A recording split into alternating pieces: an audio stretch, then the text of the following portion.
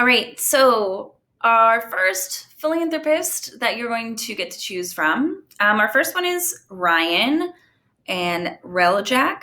Ryan Hreljac. He is also a philanthropist. I'm going to read to you about him, and then you'll get to decide if you want to write about him or someone else. It says, in first grade, Ryan had a pen pal named Jimmy Akana who lived in Uganda. In one of their letters, Jimmy wrote about how hard it was for his community to find water. Ryan had learned about this issue at school. His teacher had explained that in many countries, people had to walk for hours just to drink or bathe. Ryan didn't think it was right that getting water was so hard for some people, while for others, like Ryan and his classmates, a water fountain was just down the hall. Ryan set off on a mission to build a well in Jimmy's village.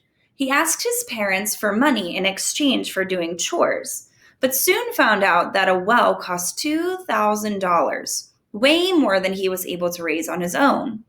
Still, he refused to give up. He began speaking at clubs, in schools, and any place where people would listen. A year later, Ryan was finally able to raise enough money to purchase a well for Jimmy's village. After this success, Ryan wanted to do more. He knew that if he could raise money for Jimmy's village, he could find money for others in need too. That's why in 2001, he helped found Ryan's Well Foundation to provide clean water for people around the world. Within 2 years, Ryan's Well raised over $1 million for clean water projects and built over 120 wells throughout Africa. As of 2018, they have completed 1,166 water projects in 16 countries and have provided close to 900,000 people with water.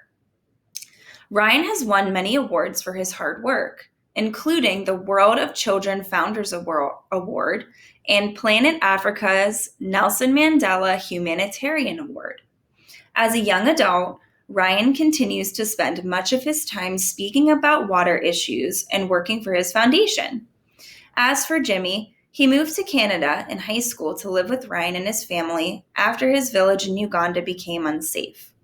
There's no doubt that Ryan and Jimmy will be bonded for life by their shared experiences.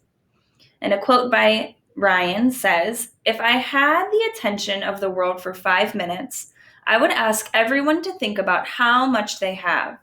In Canada, we have so much stuff. I'd ask people to think about what they want and what they really need. I'd ask them to share just a little bit, no matter where they lived." So here's Ryan.